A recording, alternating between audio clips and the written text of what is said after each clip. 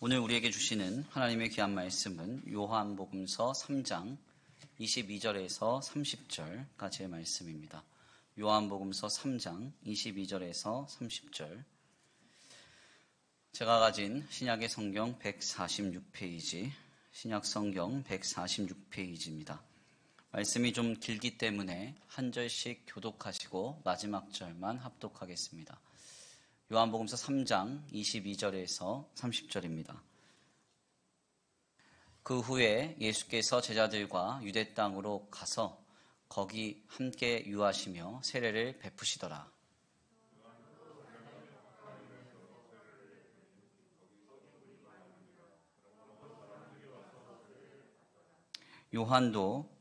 요한이 아직 옥에 갇히지 아니하였더라.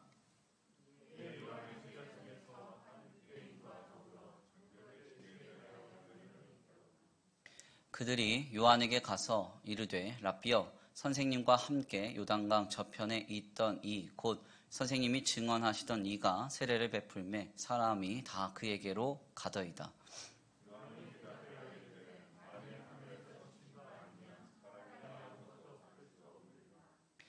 내가 말한 바 나는 그리스도가 아니요 그의 앞에 보내심을 받은 자라고 한 것을 증언할 자는 너희니라.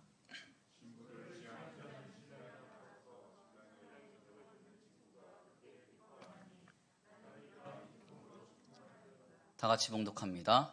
그는 흥하여야 하겠고 나는 쇠하여야 하리라 하니라. 아멘. 할렐루야. 할렐루야.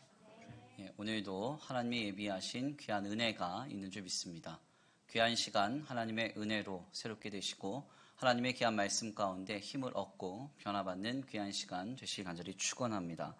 우리 다 같이 믿음으로 선포합니다. 다 잘 되고 있습니다. 하나님이 하십니다. 시작. 다 잘 되고 있습니다. 하나님이 하십니다. 아멘. 다시 한번 믿음으로 선포합니다. 믿음으로 변화됩시다. 진정한 변화를 이룹시다. 시작. 믿음으로 변화됩시다. 진정한 변화를 이룹시다. 아멘. 오늘도 주님의 풍성하신 은혜와 사랑으로 우리를 변화시키실 주님을 기대합니다. 오늘은 귀한 시간, 귀한 말씀을 통하여서 그는 흥하여야 하겠고 나는 쇠하여야 하리라. 그는 흥하여야 하겠고 나는 쇠하여야 하리라 라는 제목으로 하나님의 귀한 말씀을 함께 나누고자 합니다. 우리에게 잘 알려진 사무엘 마펫이라고 하는 선교사님이 계십니다. 이분이 구한말, 그러니까 조선 땅에 오셔서 선교를 하시면서 많은 일을 겪으셨는데요. 이분이 남기신 편지들을 모아서 그래서 출간된 책 한 권이 있습니다. 사무엘 마펫이라는 선교사님이 나중에 우리나라 이름을 개명하셨어요. 마포삼열이라고. 그래서 바로 오늘 우리에게 마포삼열 목사의 선교 편지라는 책으로 이분이 이 땅에서 겪으신 많은 일들에 관한 일화들을 우리에게 전합니다. 이 책에는 상당히 흥미로운 일들이 많이 증언이 됩니다. 대표적으로 좀 살펴보면요. 지금으로부터 약 100여 년 전 이 땅의 모습이 얼마나 한심했는지 대부분의 남자들은 술과 노름에 빠져 있었고 대부분의 남자들에게는 아내 외에 처첩, 그러니까 또 다른 여인들이 다 있었습니다.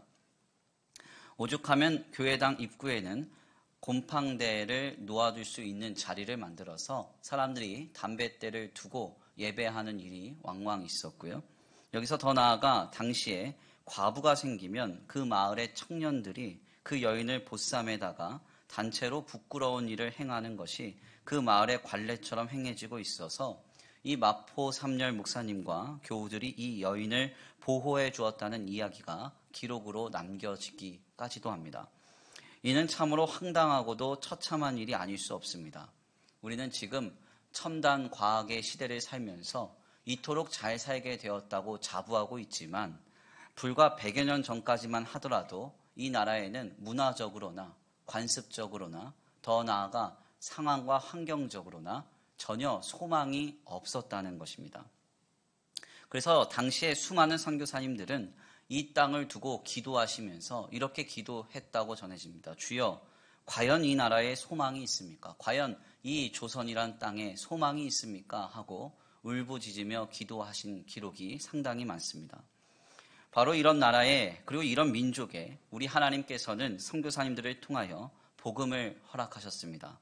그리고 그 예수 그리스도의 복음으로 하나님은 이 땅을 새롭게 하시기 시작하셨습니다.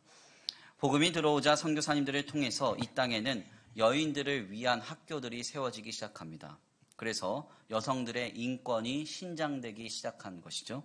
그리고 여기서 더 나아가 주의 교회와 교회된 성도들의 수고와 각종 헌신으로 인해서 곳곳에 각종 보육원과 학교 그리고 병원 등이 세워집니다. 그래서 우리나라의 대부분의 학교와 병원, 보육원의 시초가 바로 성도와 교회들의 헌신으로 세워졌다는 기록은 오늘날까지도 역사적인 사례로 우리가 확인할 수가 있습니다. 이때 당시가 얼마나 미개했는지 당대의 기록을 보면 그냥 머리가 저절로 숙여져요. 너무 마음이 어렵습니다. 여자들은 남자들과 식사를 할 때 겸상을 할 수가 없었습니다. 그래서 함께 밥을 먹지 못하고 부엌에서 밥을 먹는 일이 허다했고요. 머리가 아프다고 하면 부적을 태운 물을 먹이곤 했습니다. 아이들이 배가 아프다고 하면 무당이 시키는 대로 명주실을 꿰어서 먹이곤 했습니다. 이런 일들이 당대에는 흔하게 벌어졌고 관례처럼 여겨졌습니다. 이런 일들이 선교사님들을 통하여 복음 사역이 시작될 때 하나하나씩 사라지기 시작한 것입니다.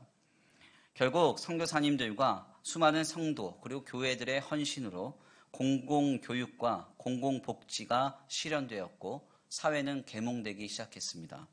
모든 악패 습과 각종 미신을 끊어서 하나님의 성도들이 이 나라가 바르게 세워져 갈 수 있도록 건전한 바탕을 이룰 수 있도록 이루기 시작한 것입니다.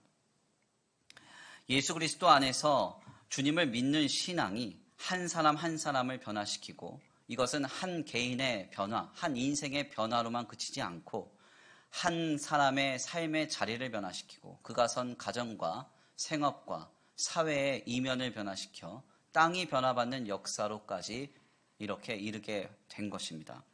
새로운 시대의 지평이 그 놀라운 확장이 믿음의 사람 한 사람의 변화로부터 시작되었던 것이죠. 이 놀라운 변화에 대한 기록은 마표 삼열 목사님의 선교 편지를 통해서 수많이 전해지고 있는데 그 중에서 굉장히 인상적인 기록 하나가 있습니다. 그 내용을 제가 잠깐 읽어드리겠습니다. 이와 같은 내용입니다. 한 사람의 투쟁은 매우 흥미롭습니다. 그는 여관 주인이며 상인인데 대단한 술고래인데다 도박꾼입니다. 그는 과감하게 기독교인이 되었으며 곧 이웃에 알려지게 되었습니다. 온갖 희롱과 조롱과 욕설이 그에게 쏟아졌습니다. 그의 과거 친구들이 함께 짜고서 그를 실족해 하려고 했습니다. 날마다 그들이 다가와 그를 유혹했습니다. 그들은 그에게 한국의 관습을 따라 같이 술을 마셔야 한다고 주장하며 친구들은 그에게 잘못하고 있다고 심한 욕설을 퍼붓곤 했습니다. 그러나 그는 끝까지 투쟁하였습니다. 굉장히 인상적인 기록입니다. 이것이 바로 이 땅에 복음이 찾아와서 한 영혼, 한 생명을 변화시킨 역사입니다. 이 놀라운 변화는 한 사람의 인생만을 변화시킨 것이 아닙니다. 그가 선 가정을 변화시켰고 그가 선 땅을 변화시켰습니다. 이러한 놀라운 복음 사역의 역사는 놀라운 사회의 변화로까지 확장되고 또한 그 놀라운 변화로 확증되었습니다. 이 놀라운 변화가 이 사회를 변화시키고 이 사회를 새롭게 한 것이죠. 흔히 기독교를 두고 많은 사람들은 체험의 종교 혹은 부활의 종교라고 명명합니다. 그런데 저는 여기에서 한 가지를 더하여 이렇게 표현하고 싶어요. 우리가 믿는 진리인 기독신앙은 바로 변화의 종교입니다. 변화의 종교. 아멘입니까? 진정한 기독신앙이 꽃피운 곳에는 반드시 변화가 일어나기 때문입니다. 진정한 기독신앙을 가진 자, 그 사람의 삶의 현장 속에는 하나님이 역사하신 그 역사가 그에게 이르러 그 자신을 변화시키고 그가 선 삶의 자리를 변화시키고 그가 선 땅을 변화시킨다는 것이죠. 그래서 소망이 없는 자리에는 희망이 자라나고 비참이 가득한 자리에는 영광으로 충만케 되며 죽음이 사로잡힌 자리에는 주님이 공급하시는 생명이 피어나게 되는 것입니다. 이러한 변화를 이루고 이러한 변화로 땅을 새롭게 하며 한 영혼, 한 생명을 변화시키는 것이 바로 우리가 믿고 있는 진리인 기독신앙입니다. 이것은 우리의 교회사의 현장 속에서 너무나도 분명하게 확인되는 것이고, 이는 결국 오늘 우리도 이러한 역사에 참여하고 있음을 우리는 분명히 알아야 하는 것입니다. 그래서 주님의 교회가, 그리고 주님의 교회된 성도가 관심을 갖고 몰입하며 집중해야 할 것은 다른 것이 아닙니다. 얼마나 많은 성공을 이루었느냐, 많은 성취를 이뤘느냐, 세상이 우러러 볼 만큼 크고 화려하며 쾌락적인 많은 가치들을 얼마나 실현했느냐, 이와 같은 것은 주님의 교회와 교회된 성도들의 주 관심사가 아닙니다. 우리가 집중하고 몰입해야 할 것은 무엇입니까? 바로 변화입니다. 신앙의 길로 나아간 인생이 있습니까? 그렇다면 그는 믿기 전과 믿고 난 뒤의 삶이 달라져야 합니다. 아멘입니까? 기도를 했습니까? 그렇다면 기도하기 전과 기도한 뒤의 삶이 분명히 달라야 합니다. 우리가 이렇게 함께 모여 예배하고 있습니까? 그렇다면 예배하기 전과 예배한 뒤의 나의 상태와 나의 본질이 바뀌어져야 한다는 것이죠. 이러한 변화를 우리는 목도하고 주목하며 가장 귀한 신앙의 기치로 삼아야 하는 것입니다. 이는 어떠한 종교 행위나 어떠한 신앙의 공로를 쌓으라는 말씀이 아닙니다. 신자된 우리의 상태와 삶의 방향에 관한 이야기예요. 우리는 우리의 신앙 공동체의 현장에서 바로 이 변화를 목도해야 하고 이 변화를 주목해야 합니다. 상태가 변하고 삶을 대하는 태도가 변하고 말이 변하고 삶의 방향과 목적이 변하는 그 역사를 주님의 교회와 교회된 성도들의 선 그 자리에서 우리 모두가 함께 목도하며 주목할 수 있어야 한다는 것입니다. 제게 있어 요 근래 많은 질문이 찾아온 것 중 하나는 바로 사회적 이슈인 정인이 사건이었습니다. 정인이 사건에 대해서 목사님 어떻게 생각하십니까? 이것이 혹시 마귀 역사입니까? 제게 이렇게 묻는 분들, 이것을 어떻게 해석해야 되는지 제게 묻는 분들이 많았습니다. 사건을 들여다보면 들여다볼수록 암담하고 처참합니다. 그리고 할 말이 없어집니다. 이 사건을 일으킨 주범들이 이 기독신앙의 그 깊은 자리에서부터 사역을 감당했던 사람들이었다는 사실을 목도할 때 정말 주님의 교회와 교회된 성도들은 할 말을 잃어버리는 것이죠.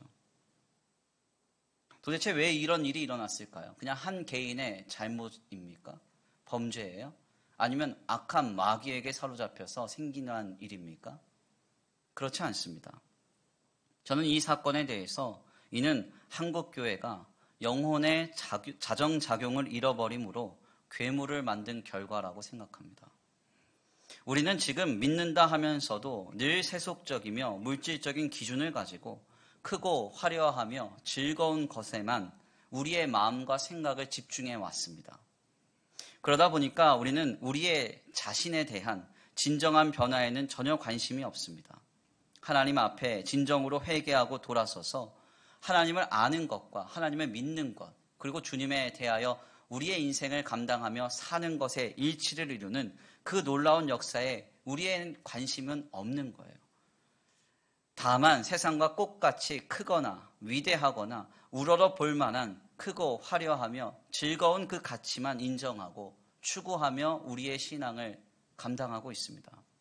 그러니 교회와 세상이 다를 바가 없는 것이죠.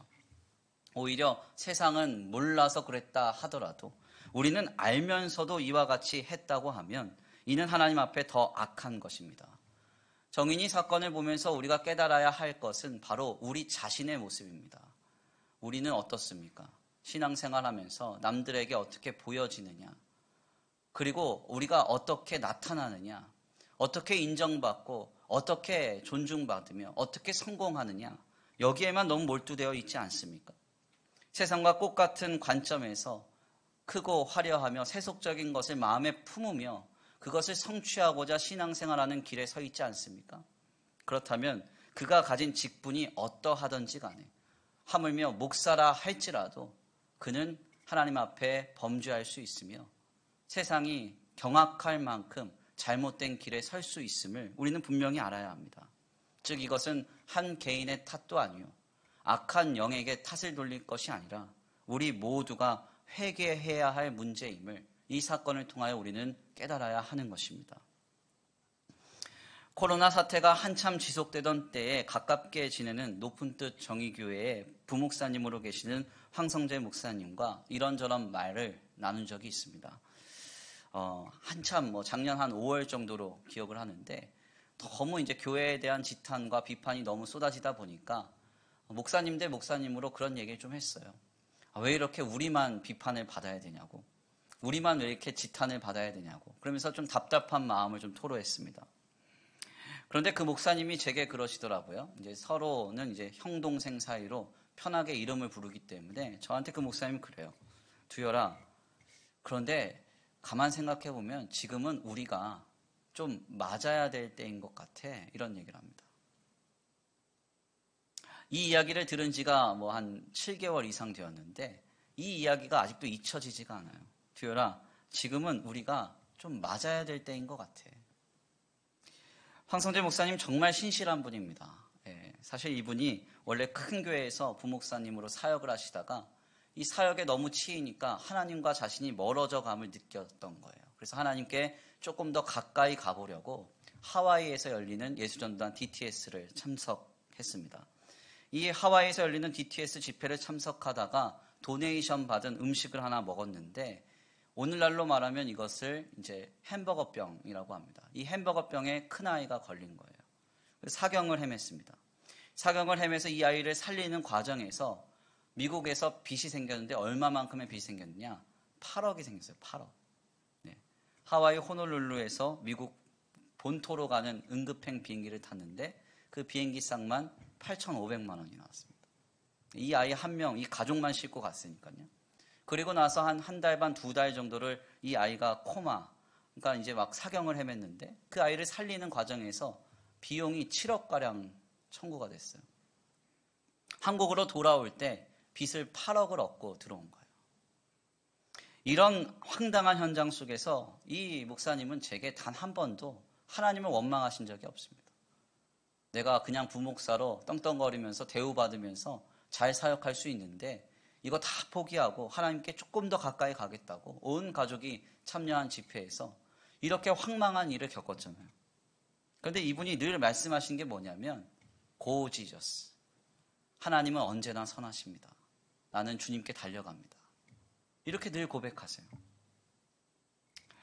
놀랍게도요. 정말 많은 세월이 흘렀는데 하나님께서 이 8억이라는 빚을 해결해 주셨습니다. 어떻게 해결하셨는지는 잘 몰라요. 이 목사님도 모르고 저도 모르고 누구도 몰라요. 그런데 이제 그 병원에 연락을 취하면 병원에서 뭐라 그러냐면 자꾸 전화하지 말라고. 우리가 알아서 하겠다고. 이렇게 답변이 오더래요. 아마 확실한 건 아닌데 이 병원 내에 이제 소셜 프로그램이 하나 있는데 그 프로그램의 도움을 받아서 8억이라고 하는 그 부채를 하나님이 해결해 주신 것 같습니다. 전적인 신비예요. 그러니까 이런 거 보면 조금 마음이 좀 어렵긴 하죠. 왜 내 빚은 안 갚아주시고 이런 생각 들지 않습니까? 네. 근데 아무튼 정확히는 몰라요. 하나님 신비 가운데 이 부채를 다 해결해 주셨는데요. 그러나 이 아이는 여전히 한 번씩 경련으로 들어가고 한 번씩 쓰러집니다. 그래서 연세 세브란스 병원에서 계속 지속적으로 치료를 받고 있는데 호전이 잘 되질 않아요. 결국 뇌의 일부를 좀 잘라내야 했습니다. 그러다가 여전히 지금 힘들고 어려워서 작년 말에 황성재 목사님이 사역을 내려놓으셨어요. 이 아이를 돌보기 위해서. 그래서 올해는 이제 안식년으로 지내고 있는데 이렇게 신실한 분이 제게 이런 말씀하시는 거예요. 두열아, 지금 우리 교회는 좀 맞아야 될 때야. 무슨 말입니까? 주님의 교회가 세상과 너무 똑같다는 거죠. 주님의 교회가 세상이 봤을 때 뭔가 다른 점, 거룩하고 경건하며 구별된 점이 보이지 않는다는 거예요. 우리가 지금 우리 교회의 현장에서 우리의 예배와 우리의 신앙의 자리에서 세상이 우러러 볼 만한 경탄할 만한 성도와 교회의 변화를 목도하고 있지 못하다는 것이죠. 그러므로 지금 우리는 한 가지를 결단해야 됩니다. 그것이 무엇입니까? 우리는 지금 변해야 돼요. 아멘입니까? 변해야 됩니다. 오늘 이렇게 주일 예배를 참석했습니까? 그렇다면 예배하기 전에 나의 상태와 예배한 뒤에 나의 모습은 분명히 달라져야 합니다. 아멘입니까? 내가 주님을 믿기로 했습니까? 주님을 믿기 전에 나의 모습과 주님을 믿기로 결단한 나의 모습은 분명히 달라야 됩니다.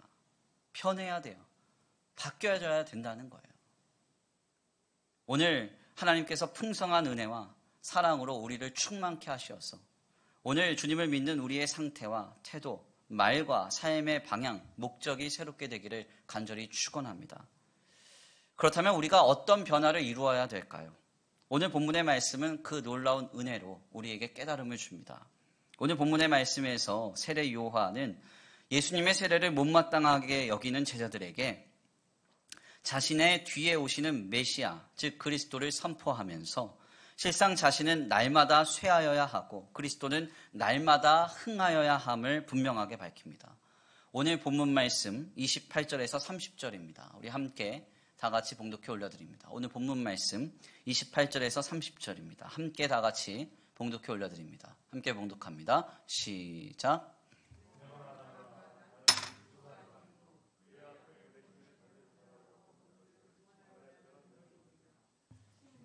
취하된 자는 신랑이나 서서 신랑의 음성을 듣는 친구가 크게 기뻐하나니 나는 이러한 기쁨으로 충만하였노라. 그는 흥하여야 하겠고 나는 쇠하여야 하리라 하니라. 아멘. 오늘 본문 말씀을 보면요, 세례 요한은 자신을 따르는 제자들에게 매우 분명하게 자신은 그리스도가 아님을 밝힙니다. 세례 요한의 제자들은 좀 기분이 나빴던 것 같습니다. 세례 요한이 세례를 베풀 때 수없는 많은 사람들이 세례 요한에게 와서 세례를 받았습니다. 그런데 갑자기 느닷없이 예수님이 나타나시자 예수님이 세례를 베풀기 시작하시는데 자신들을 따르던 많은 무리들이 예수님께 간 거예요. 그러니까 괜히 속상하고 화가 나는 거죠. 우리를 따르던 무리들이 이제는 예수님을 따릅니다. 그러고서는 세례 요한에게 소위 일러 바쳤습니다. 그때 세례 요한이 오늘 본문 말씀처럼 대답을 하는 거예요. 뭐라고 말합니까?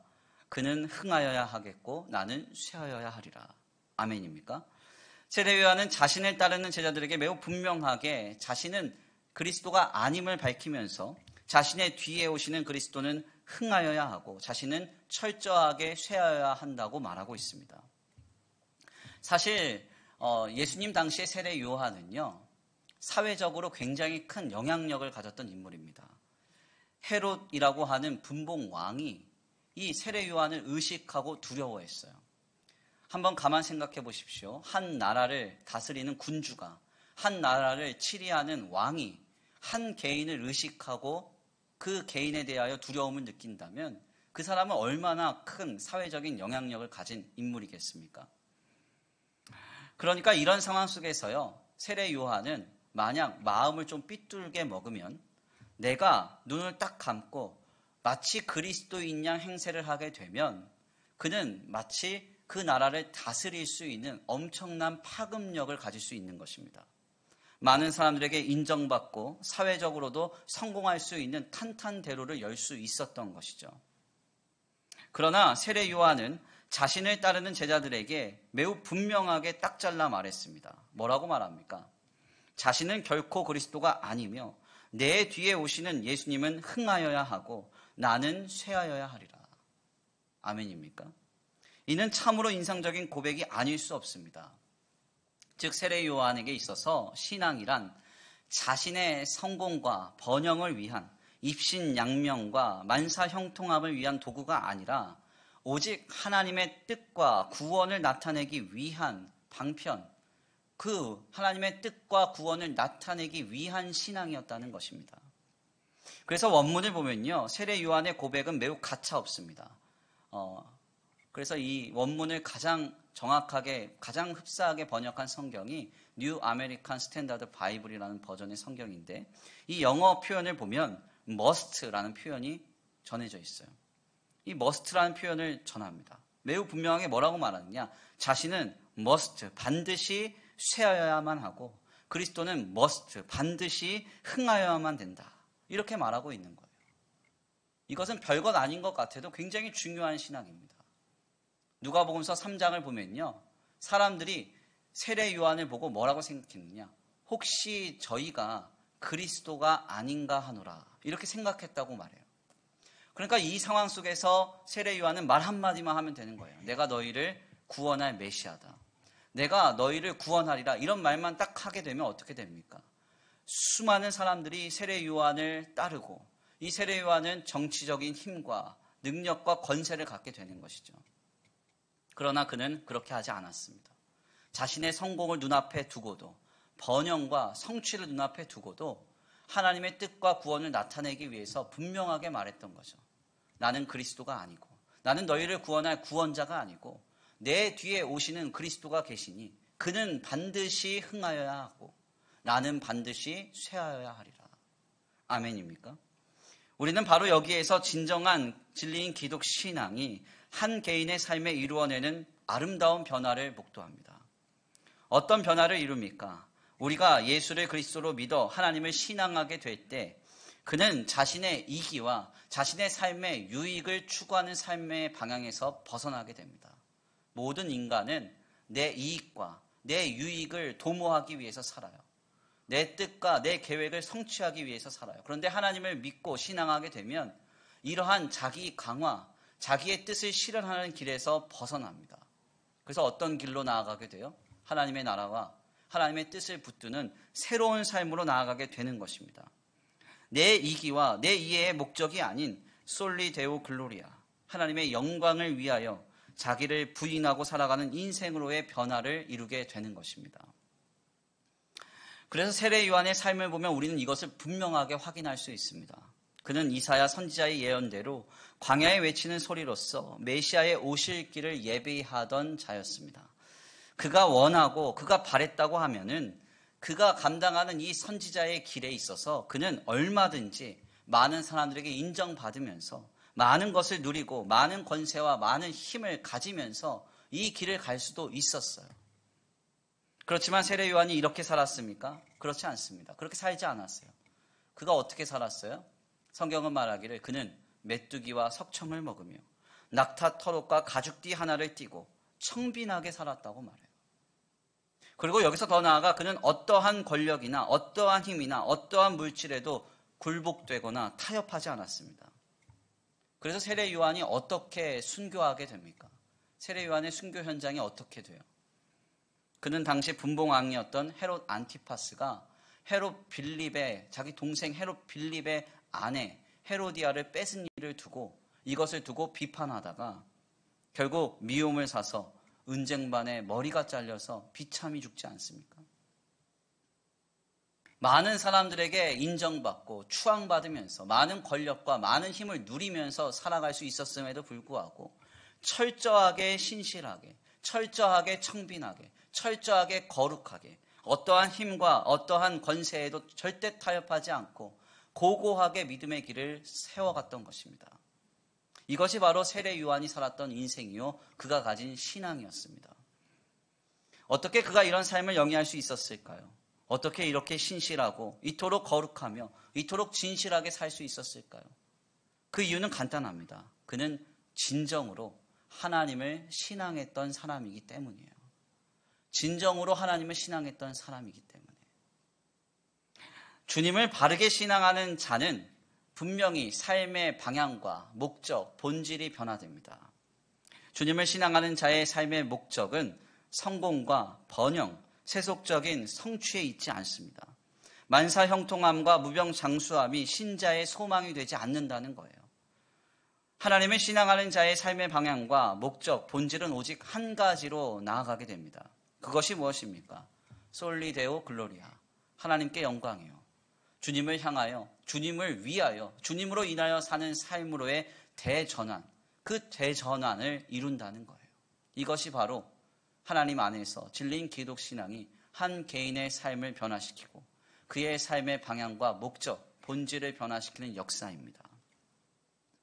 그렇기 때문에 하나님을 바르게 신앙하는 성도는 거룩하고 진실하며 신실한 삶을 영위할 수밖에 없습니다. 아멘입니까? 이러한 관점에서 오늘 우리의 신앙생활과 믿음으로 인한 우리의 변화를 목도할 때 여전히 우리가 가야 할 길이 멀고 험함을 깨닫게 됩니다. 그렇지 않습니까? 우리가 우리의 뜻과 우리의 계획과 어떤 우리의 이해의 목적을 이루기 위해서는 얼마나 뜨겁게 하나님을 신앙합니까? 그래서 뭔가 가로막힌 문제가 생기게 되면 막 주님께 내달아와서 뜨겁게 기도하잖아요. 뭔가 내 삶에 이뤄야 될 어떤 계획이 있고 뜻이 있을 때는 그렇게 주님을 간절하게 찾잖아요. 그런데 내 삶에 아무 문제가 없고 평탄하게 되면 어떻게 돼요? 자연스럽게도 주님으로부터 멀어져 가는 일이 많잖아요. 이런 현장이 우리의 신앙 공동체 가운데 너무 쉽게 목도가 된다고요. 대체 왜 이런 일이 있어요? 하나님을 신앙하는 자의 그 놀라운 변화, 그 변화에 우리가 주목하지 않고 다만 내 뜻과 내 계획, 내게 힘주시는 그 놀라운 역사에만 우리가 주목하고 있기 때문에 그렇습니다. 오늘 본문의 말씀을 통하여 우리의 변화를 다시 한번 깊이 상고할 때 우리는 여전히 가야 할 길이 멀고 험한 것을 확인합니다. 실상 이는 오늘 우리만의 문제가 아닐지 모릅니다. 어찌 보면 오늘 우리의 나라에 꽃피웠던 그 신앙의 첫 출발점에서부터 잘못된 방향으로 설정된 것일지도 모르겠습니다. 1906년에 발표된 Motive for Seeking Christ라는 책 한 권이 있습니다. 이 책은 당시에 대한제국의 기독교인들이 가지고 있었던 신앙의 문제점을 분석한 책인데요. 특별히 이 책의 내용 중에서 인상적인 내용은 바로 이 부분입니다. 제가 그 원문을 한번 읽어드리겠습니다. 제가 읽겠습니다.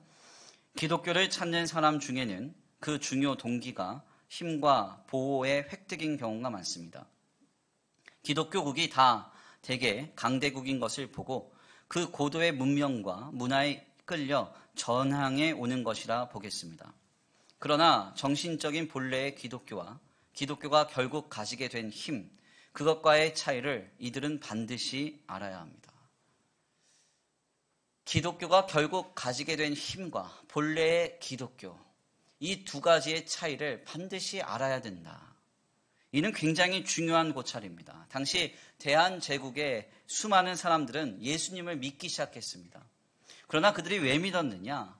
기독교국이 대개 다 강대국인 것을 보고 믿었다는 거예요. 고도로 발달된 문화와 고도로 발달된 문명에 이끌려서 전향한 것이라고 분석합니다. 결국 기독교라는 진리의 신앙에 대한 관심보다는 기독교가 가진 힘에 관심이 있었다는 겁니다. 이러한 불건전한 바탕은 결국 힘의 논리에 따라 신앙을 타협하거나 신앙을 배교하는 일에 이르게 됩니다. 그것이 어떻게 확인이 돼요? 1930년경에 있었던 바로 친일파로의 전향, 그리고 예배 시에 신사를 참배하는 그런 모습의 타협으로 우리가 확인할 수 있는 거예요. 예배 도중에요, 천황을 숭배하고 신사를 노래하는 기미가요를 부릅니다. 기미가요를 부르고 나서 예배가 시작이 돼요. 이 말이 됩니까? 이런 신사참배를 예배 때 강행한 거예요. 이 신사참배를 과연 누가 허락하고 주도했을까요? 일반 평신도와 신자들이 우리 모두가 이제는 신사참배합시다 이렇게 말한 게 아닙니다. 당대에 가장 믿음이 있었다고 하는, 가장 신실했다고 하는 교회의 목사님들과 장로님들이 이걸 결의해버린 거예요. 그래서 예배 때 하나님께 찬송을 부르기도 전에 먼저 천황과 신사를 참배하고 나서 예배를 드리는 겁니다. 이 일을 받아들이고 주도했어요. 더 나아가 크리스찬으로서 애국가의 작사가로 잘 알려진 윤치호 씨나 이화학당을 설립한 것으로 잘 알려진 크리스찬인 김환란 여사 등은 훗날 친일파로서 전향했다는 것이 오늘 우리에게 너무나 잘 알려져 있습니다. 그래서 친일파 명단을 보면요, 크리스찬들이 얼마나 많은지 몰라요. 얼마나 많은 사람들이 힘에 굴복하여서 신앙을 버리고 믿음을 버리고 나라와 민족을 버리고 그 힘에 타협했는지 모릅니다. 제가 이런 말씀을 드리는 것은 지난날 역사적인 현장 속에서 누군가를 탓하고 누군가를 비난하려고 하는 게 아니에요. 왜 이런 결과가 나타났는가? 그것을 알아야 되기 때문에 그렇습니다. Motive for Seeking Christ가 분명하게 그 원인을 우리에게 전해주죠. 뭐라고 말씀드립니까? 뭐라고 말하고 있어요? 우리 함께 다 같이 한번 읽어볼까요? 다 같이 한번 읽어보겠습니다. 시작. 기독교를 찾는 사람 중에는 그 중요 동기가 힘과 보호의 획득인 경우가 많습니다. 기독교 국이 대개 다 강대국인 것을 보고 그 고도의 문명과 문화에 끌려 전향해 오는 것이라 보겠습니다. 그러나 정신적인 본래의 기독교와 기독교가 결국 가지게 된 힘, 그것과의 차이를 이들은 반드시 알아야 합니다. 아멘입니까? 굉장히 중요한 이야기예요. 본래의 기독교와 기독교가 결국 가지게 된 힘, 그것과의 차이를 이들은 반드시 알아야 합니다. 본래의 기독교와 기독교가 결국 가지게 된 힘, 그것과의 차이를 반드시 알아야 된다.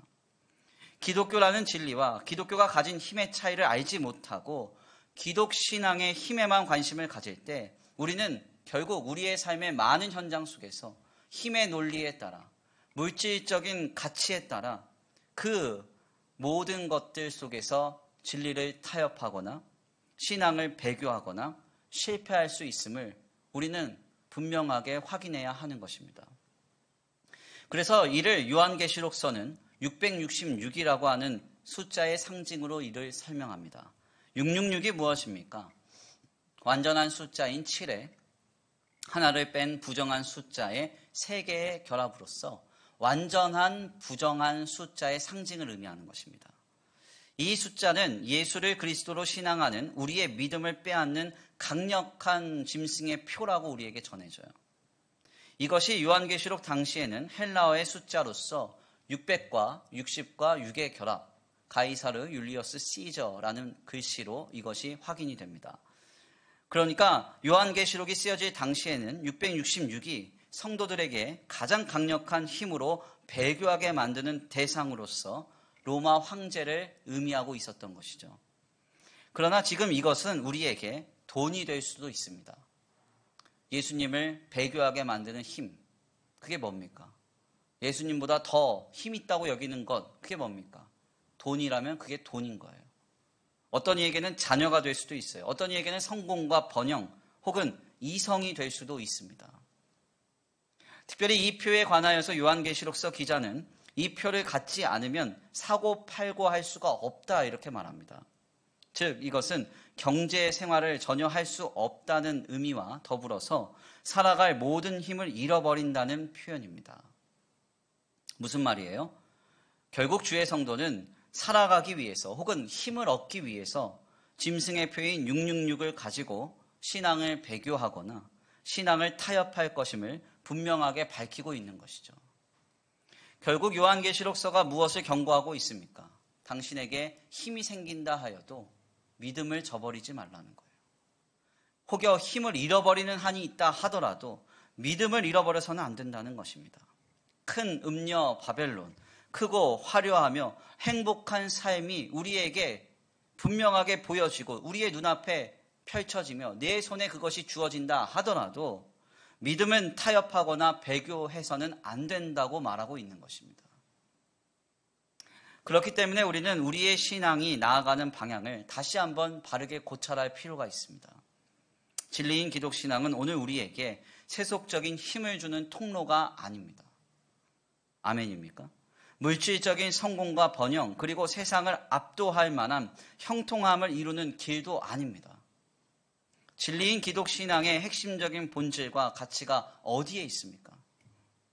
죄와 사망의 비참 가운데 있던 한 영혼이 참된 하나님의 자녀로 변화되는 것.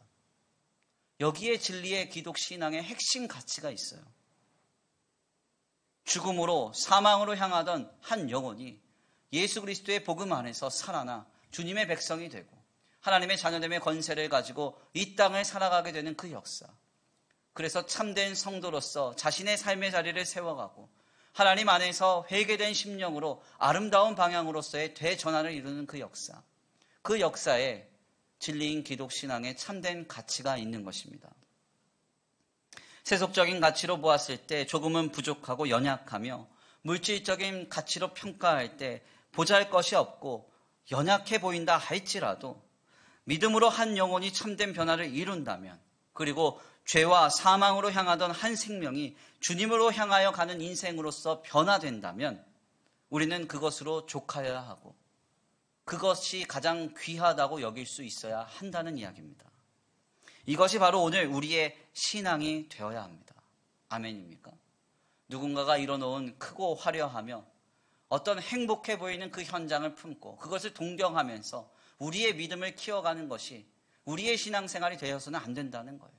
한 영혼이 살아나고 한 생명이 주님께로 돌아가는 것에 가장 크게 감격하고 감탄하면서 우리는 믿음의 길을 세워가야 하는 것입니다. 지금 우리는 바로 이 놀라운 한 영혼의 변화, 한 성도의 변화에 몰입하고 집중하며 더욱 우리의 신앙의 기치를 드높여야 합니다. 바로 이때 주님의 교회는 살아날 것입니다. 바로 이때 주님의 교회는 세상 가운데 하나님의 영광을 나타낼 것입니다. 바로 이때 주의 거룩한 신앙의 길에 있는 성도들은 세상이 감당할 수 없는 거룩함으로 믿음의 기치를 드높이게 될 것입니다. 이 놀라운 신앙과 역사의 주인공 되시길 간절히 축원합니다. 귀한 말씀의 결론을 맺겠습니다. 우리는 오늘 세례 요한의 놀라운 신앙 고백을 듣습니다. 그는 흥하여야 하겠고 나는 쇠하여야 하리라. 그는 흥하여야 하겠고 나는 쇠하여야 하리라. 어찌 보면 늘 들어왔었던 이 세례 요한의 고백은 오늘 신앙생활을 하고 있는 우리 모두에게 당연한 고백으로, 흔한 고백으로 여겨질지 모르겠습니다. 그러나 사실 이 내용을 정황적으로 들여다보면 자신의 제자들에게 인정받고 세상적으로는 성공과 번영, 부와 명예를 누릴 수 있는 그 자리에서 그는 흥하여야 하겠고 나는 쇠하여야 하리라 하면서 자기를 부인했던 이 세례 요한의 신앙 고백은 위대하고 놀라운 것입니다. 이 놀라운 신앙 고백을 감당할 수 있는 사람은 그다지 많지 않다고 생각해요. 성공할 수 있는 자리, 얼마든지 믿음을 타협해서 많은 것을 성취하고 번영함을 이룰 수 있는 그 자리에서 주님을 고백하고 자신의 쇠함을 나타낼 수 있는 사람은 많지 않습니다. 그러나 한 가지 분명한 사실은 이 고백은 세례 요한만의 고백이 아니라 오늘 우리의 고백이어야 하고 우리의 삶의 변화로 이어져야 합니다. 아멘입니까? 우리는 왜 지금 예수를 그리스도로 믿고 있습니까? 우리는 왜 지금 하나님을 믿고 있습니까? 내가 흥하기 위해서입니까? 내가 성공하고 번영하며 인정받기 위해서 우리는 지금 이 믿음의 길에 서 있습니까? 만약 그렇다면 지금 우리는 돌아서야 합니다. 돌아서야 돼요. 진리인 기독신앙은 우리의 번영과 성공, 안위의 도구가 아닙니다. 죄인을 하나님의 자녀 삼는 변화요. 죄와 사망의 빗장 가운데 있는 한 영혼이 하나님의 백성이 되는 변화의 역사요. 죄와 악으로 향하던 한 영혼이 주님께로 향하여지는 거룩한 변화를 이루는 그 놀라운 현장으로 나아가는 것이 오늘 우리의 신앙입니다. 이 변화에 우리는 주목해야 됩니다. 이 변화에 우리는 우리의 삶의 가치를 둬야 됩니다. 아멘입니까? 이 변화에 주목하십시오. 아니, 조금 더 명확하게 말씀드리고 싶습니다. 이 변화에만 주목하세요. 이 변화에만 경탄하십시오. 이 변화에만 감격하십시오. 세상이 똑같이 감탄하고 똑같이 경탄하는 크고 화려하며 세속적인 그 현장에만 우리가 감격하고 감탄할 것이 아니라 누군가가 이뤄놓은 큰 건물과 화려한 환경, 누군가의 번영과 성공에만 우리가 주목할 것이 아니라 한 영혼이 주님께로 돌아와 거룩한 삶을 세워가는 그 변화에 주목하고 거기에 우리의 신앙의 가치를 둘 수 있는 우리의 믿음이 되길 간절히 축원합니다. 진리인 기독신앙이 이루는 참된 변화에 목도하며 집중할 때 우리의 신앙은 세상 가운데 세상이 감당할 수 없는 믿음으로 우뚝 서게 될 것입니다. 그때 세상은 주님의 교회를 인정하고 교회된 성도들의 믿음을 경탄할 것입니다. 세상이 감당할 수 없다고 인정할 것입니다. 이 놀라운 신앙의 주인공, 이 놀라운 역사의 주인공 되시길 간절히 축원합니다. 우리 이 시간 귀한 말씀 붙들고 함께 기도 올려드리겠습니다. 다 같이 믿음으로 결단하겠는데요. 꽃들도 찬송하면서 하나님, 이 나라와 이 민족, 이 땅이 다 하나님의 영광을 위한 그 자리로 변화되기 원합니다. 그곳에서 나는 신실하고 진실하고 거룩하게 우리의 인생을 살아내기 원합니다. 우리 다 같이 이 시간 찬양으로 결단하시면서 주여 한번 부르시고 통성으로 기도 올려드리겠습니다.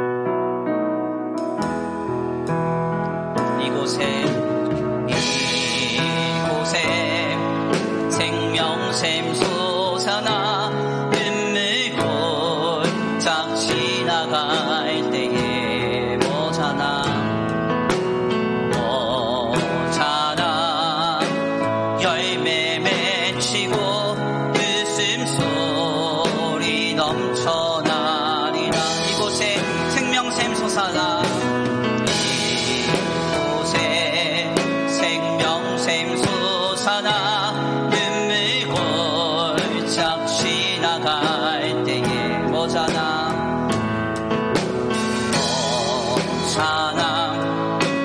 열매 웃음소리 넘쳐나리라. 꽃들도 구름도 바람도 넓은 바다도 찬양하라 찬양하라 예수를. 하늘을 울리며 노래해 나의 영혼아 은혜의 주 은혜의 주 은혜의 주. 그날에 하늘이 열리고 그날에 하늘이 열리고 모든 이가 보게 되리라. 아멘. 마침내 꽃들이 피고 영광의 주가 오시리라. 꽃들도 구름도 바람도 넓은 바다도 찬양하라 찬양하라 예수를. 하늘을 울리며 노래해 나의 영혼아 은혜의 주 은혜의 주 은혜의. 꽃들도 구름도 바람도 넓은 바다도 찬양하라 찬양하라 예수를. 하늘을 울리며 노래해 나의 영혼아 은혜의 주 은혜의 주 은혜의. 진실하게 진실하게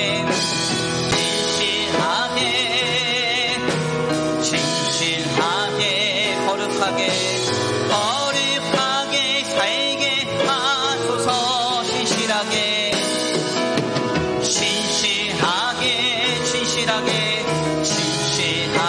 거룩하게 살게 하소서. 진실하게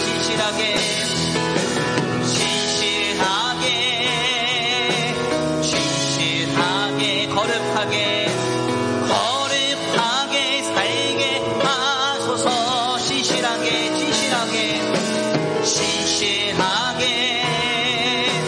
진실하게 거룩하게 살게 하나님 나의 마음 하나님 나의 마음 만져주소서. 하나님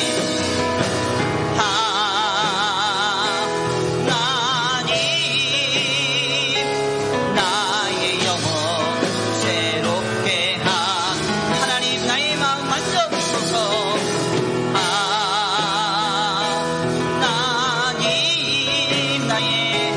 나의 마음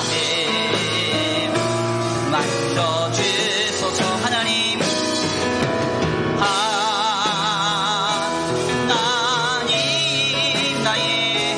나의 영혼 새롭게 다시 한번 고백합니다. 하나님 나의 마음 만져주소서.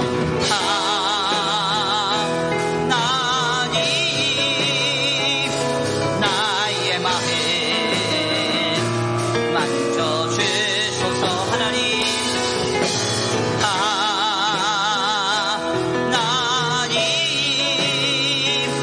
나의 영혼 새롭게 하나님 나의 마음 만져주소서.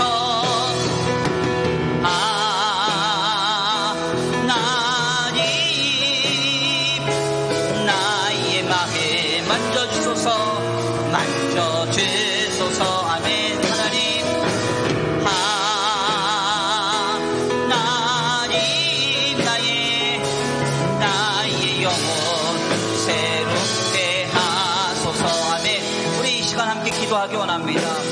내가 하나님의 자녀가 되어 거룩하고 진실하며 신실하게 살아갈 때 하나님은 나의 삶의 자리를 변화시키시고 나의 가정과 생업과 이 나라와 이 민족을 변화시키는 그 놀라운 역사의 확장을 이루실 것입니다. 가장 먼저 무엇이 중요합니까? 하나님께서 신실한 신앙으로 아버지 우리에게 은혜로 감동하실 때 믿음으로 우리가 굳게 서는 것이 중요합니다. 내 삶이 내 자신이 먼저 진실하고 신실하며 하나님의 나라와 주님의 뜻을 붙들고 살아가는 그 놀라운 역사로 우리의 심령이 새롭게 되는 것이 중요합니다. 세상과 똑같은 관점으로 성공하기 위해서 번영하기 위해서 내 삶의 유익과 이해의 도모를 위해서 우리가 믿음 생활하는 것이 아니라 한 영혼 한 생명이 주께로 돌아오는 그 역사에 우리의 신앙의 가치를 두고 오직 신실한 믿음으로 진실한 믿음으로 거룩한 믿음으로 우리의 삶과 우리의 신앙을 세워가게 하여 주시옵소서. 세례 요한의 신앙이 나의 신앙이 되게 하여 주옵소서. 우리 이 시간 간구하고 소원하시면서 주여 한번 부르시고 말씀 붙들고 기도 올려드리겠습니다. 주여 한번 부르시고 기도합니다. 주여 사랑과 은혜가 많으신 하나님 감사합니다. 오늘 귀한 시간 귀한 자리로 주님 앞에 나와 하나님의 귀한 말씀을 성공케 하시니 감사합니다.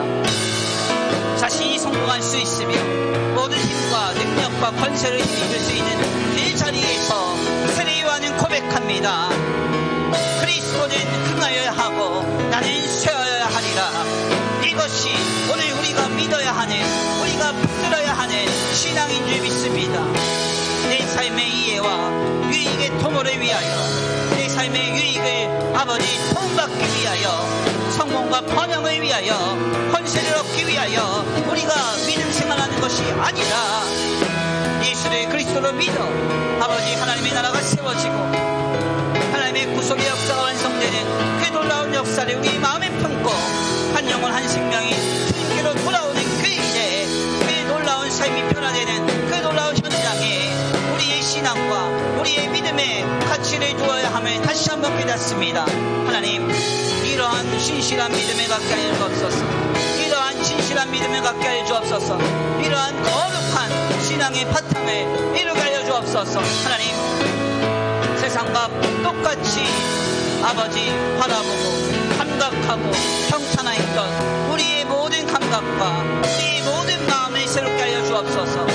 그리고 화려하며 세속적인 힘에 우리가 평탄하고 그 세속적인 가치에 물질적인 가치에 감격하는 것이 아니라 보잘 것이 없고 뜻대로 난 것도 아니라 할지라도 한 영혼 한 생명이 진정한 변화를 이루어 하나님 앞에 바로 서는 그 역사를 주목하게 하시고 거기에 몰입할 수 있는 우리의 믿음이 되게 하여 주옵소서. 우리의 믿음이 되게 하여 주옵소서. 아버지 주여 우리의 시선을 새롭게 하시고 우리의 감각을 새롭게 하여 주옵소서. 우리의 믿음의 바탕을 새롭게 이루어 주옵소서. 오 하나님 세례 요한과 같이 성공의 길에서 번영의 길에서 성취의 길에서 세례 요한과 같이 고백할 수 있게 되길 원합니다. 아버지 나는 쇠하여야 하고 하나님만이 흥하여야 합니다. 나는 쇠하여야 하고 그리스도만이 아버지 나는 아버지 그리스도만이 흥하여야 함을 믿습니다. 나는 쇠하여야 합니다. 나는 죽어져야 합니다. 자기를 부인하고 자기 몫의 십자가를 지고 주님을 따라갈 수 있는 우리의 믿음이 되게 하여 주옵소서. 오직 하나님께 영광을 올려드리며 주님을 향하여 주님을 위하여 주님으로 인하여 살아가는 우리의 믿음이 될 수 있도록 주님 도와주시옵소서. 세례 요한의 신앙의 고백이 세례 요한만의 고백이 아니라 나의 고백 되기를 원합니다. 세례 요한의 믿음이 나의 믿음이 되기를 원합니다. 우리 교회의 믿음이 되기를 원합니다. 세상과 똑같은 것을 존경하며 세상과 똑같이 추구하며 몰입하며 평탄하며 나아가는 주의 몸된 교회가 되지 않게 하여 주옵소서. 세상과 다른 거룩한 길에 서서 한 영혼 한 생명을 귀히 여기며 한 영혼 한 생명이 주님께로 돌아오는 그 일에 온전히 몰입하고 집중할 수 있는 한 영혼이 돌아와 살아날 수 있다고 하면 모든 것을 내어줄 수 있는 기세를 갖춘 주님의 교회가 거룩한 공동체가 거룩한 교회가 교회된 성도들이 나 자신이 되고 우리 교회가 되게 하여 주시옵소서. 아버지 도우실 줄 믿습니다. 아버지 함께 하실 줄 믿습니다. 역사하실 줄 믿습니다. 하나님 나의 마음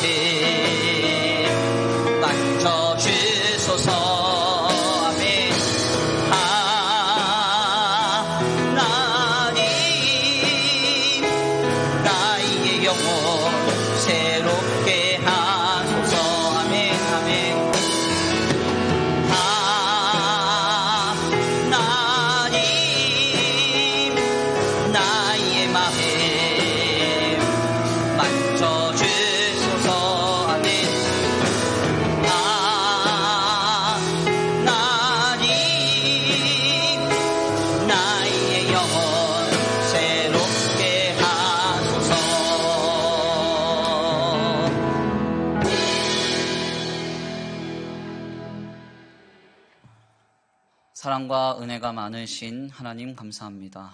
오늘 귀한 시간, 귀한 자리로 인도하여 주셔서 감사합니다. 주님의 은혜 가운데 귀한 말씀을 상고합니다. 세례 요한은 성공할 수 있는 자리, 모든 부와 명예와 권세와 힘을 얻을 수 있는 그 자리에서 주님 앞에 담대히 고백합니다. 그리스도는 흥하여야 하고 나는 쇠하여야 하리라. 나는 쇠하여야 하리라. 분명하게 고백했습니다. 하나님, 우리가 믿는 진리인 기독신앙은 내게 성공과 번영을 가져다주는 축복의 통로가 아닙니다. 내가 힘을 얻을 수 있는 기회가 아닙니다. 하나님, 다만 예수 그리스도 안에서 우리의 신분과 본질을 바꾸사 죄와 사망으로 향하던 한 영혼을 주께로 돌이키는 역사인 줄 믿습니다. 그 거룩한 방향에서 하나님이 원하시는 아름다운 변화를 이뤄가는 그 놀라운 역사가 우리가 믿고 바라는 신앙의 핵심적인 가치임을 믿습니다. 주님, 이 놀라운 거룩한 신앙이 오늘 우리의 신앙이 되기를 원합니다. 우리도 세례 요한과 같이 고백할 수 있게 되기를 원합니다. 그리스도는 흥하여야 하고 나는 쇠하여야 하리라. 하나님은 흥하여야 하고 나는 쇠하여야 하리라. 분명하게 고백할 수 있는 우리의 믿음이 되게 하여 주시옵소서. 세상과 꽃 같은 방향과 관점을 가지고 세상이 크고 화려하며 즐거운 것에, 쾌락적인 것에 열광할 때 우리도 똑같이 경탄하며 열광할 것이 아니라 하나님이 기뻐하시는 그 아름다운 것에, 거룩하고 진실하며 경건한 그것에 우리가 더욱더 감격하고 감사할 수 있는 우리의 믿음이 되게 하여 주시옵소서.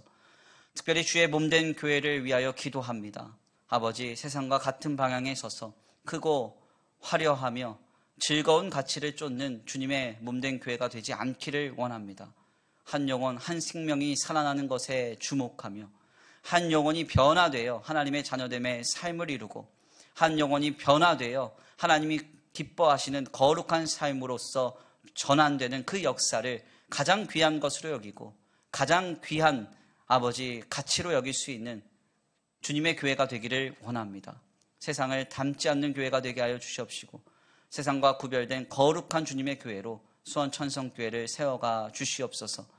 우리 귀한 성도들이 귀한 말씀 가운데 깨달아 세례 요한과 같이 고백하고 세례 요한과 같은 신앙으로 우뚝 서서 어떠한 힘의 논리에도 결코 굴복되지 아니하고 어떠한 세속적인 가치에도 결코 믿음을 타협하지 아니하고 신앙으로 고고하게 서서 고단한 날들을 믿음으로 승리케 하여 주시옵소서.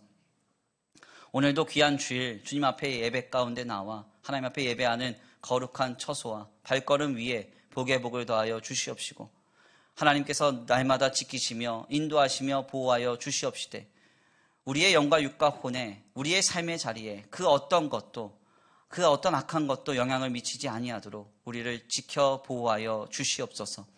아버지, 주님 앞에 귀한 예물 올려드립니다. 이 예물이 쓰여지는 곳곳마다 영혼과 생명이 살아나게 하시고 하나님의 나라와 주의 복음을 위해서 쓰임받는 거룩한 예물 되게 하여 주시옵시되 간절히 원하옵기는 이 예물이 쓰여지는 곳곳마다 아버지 죽어갔던 영혼들이 주께로 돌아와 하나님의 자녀됨의 삶을 이루는 거룩한 변화가 있게 하여 주시옵소서.